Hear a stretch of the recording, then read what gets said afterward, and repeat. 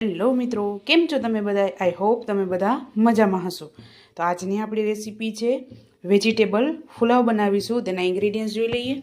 તો અહીંયા 2 કપ બાસમતી ચોખા લીધેલા છે. તેને 3 વખત ધોઈ અને 15થી 20 મિનિટ માટે મેં એને પલાળી લીધા છે. 2 નંગ ટમેટું, 1 નંગ ડુંગળી અને 1 મોરું લીલું મરચું, 2 નંગ રીંગણા લીધેલા છે, દૂધી અને 2 નંગ બટેકા, વાલોર, વટાણા, ગાજર, કોબી, આદુ અને લસણને મેં વાટી લીધું છે. સ્વાદ અનુસાર મીઠું, વઘાર માટે આખું જીરું, 2 ચમચી ધાણા જીરું, 1 ટીસ્પૂન હળદર, 2 ચમચી કશ્મીરી મરચું અને ગરમ મસાલો લીધેલો છે. જરૂર અનુસાર પાણી. તો ચાલો રેસીપી સ્ટાર્ટ કરીએ. રીંગણા જ્યારે આપણે એડ કરશું ત્યારે જ એનું કટિંગ કરશું, નકર તે કાળા પડી જશે. અને અહીંયા મોટા 5 ચમચા જેટલું તેલ લીધેલું છે. તો તેલને આપણે ગરમ મૂકી દીધું છે. તો આપણું તેલ ગરમ થઈ ગયું છે. સૌપ્રથમ આપણે આખું જીરું એડ કરીશું.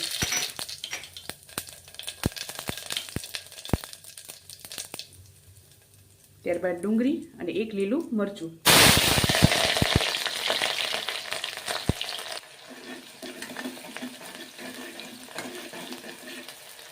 ડુંગળીને આપણે ગોલ્ડન બ્રાઉન કરવાની છે. તો આપણી ડુંગળી ગોલ્ડન બ્રાઉન થઈ ગઈ છે. તો એમાં આદુ અને લસણ વાટેલા છે તે એડ કરી દઈશું.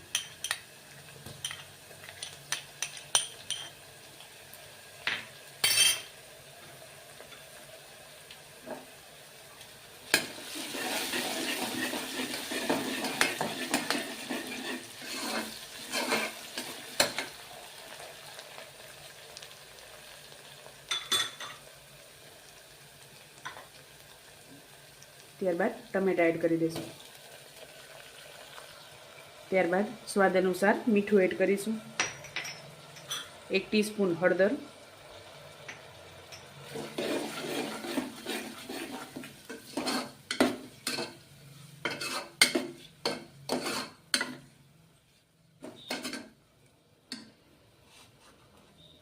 'ત્યારબાદ આ બધા વેજીટેબલ એડ કરી દઈશું. કોબી, વાલોર અને ગાજર. ગાજર મેં અહીંયા દેશી ગાજર આવે છે તે લીધેલા છે.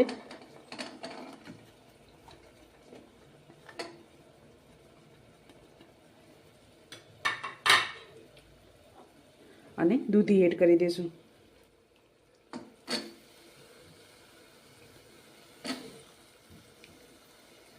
બધું બકાલું આપણે એકદમ ઝીણું જ કટિંગ કરવાનું છે.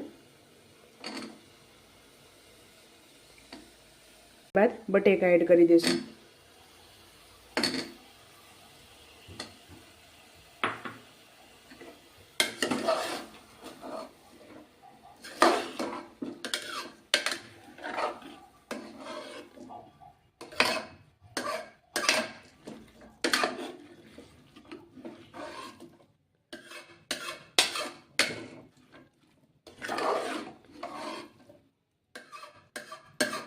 તો આપણે 2 મિનિટ જેવું થયું છે. હવે રીંગણા એડ કરી દઈશું અને ગરમ મસાલો, 3 ચમચી ધાણા જીરું, 3 ચમચી ધાણા જીરું, થોડુંક આપણે 2 ચમચી જેટલું પાણી એડ કરશું.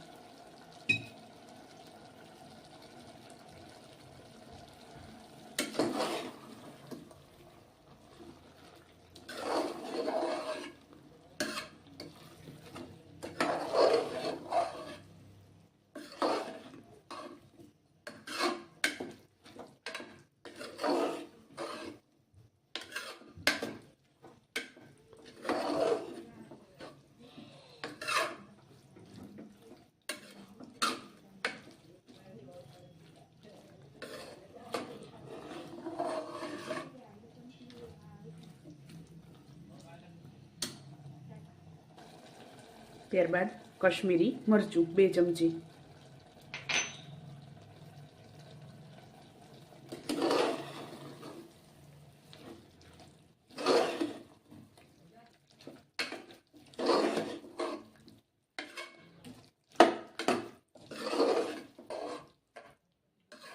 તેમાં આપણે પાણી એડ કરી દઈશું.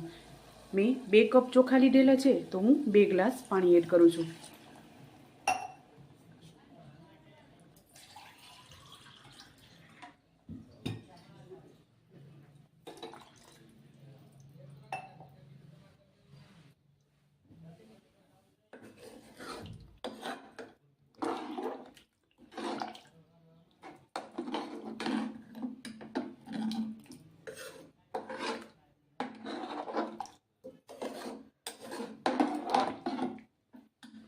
ત્યારબાદ ચોખા એડ કરી દઈશું.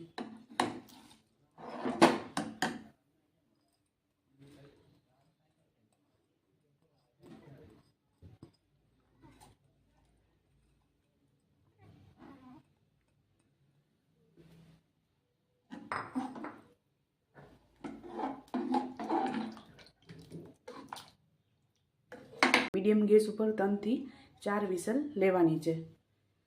આપણે 7 વિસલ થઈ ગઈ છે ને કુકર ઠંડુ થઈ ગયું છે. તો હવે આપણે પુલાવને જોઈ લેશું.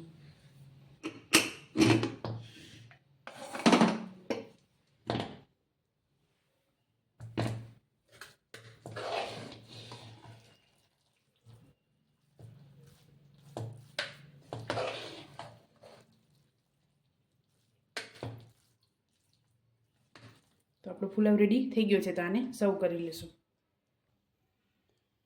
તો ચાલો મિત્રો, તૈયાર છે આપણું વેજીટેબલ પુલાવ. તમે પણ આ જ રીતે બનાવજો અને મને યાદ કરજો. મારો વિડીયો પસંદ આવ્યો હોય તો તેને લાઇક, શેર અને સબસ્ક્રાઈબ કરવાનું ભૂલતા નહીં. તો ચાલો મળીએ નેક્સ્ટ વિડીયોમાં.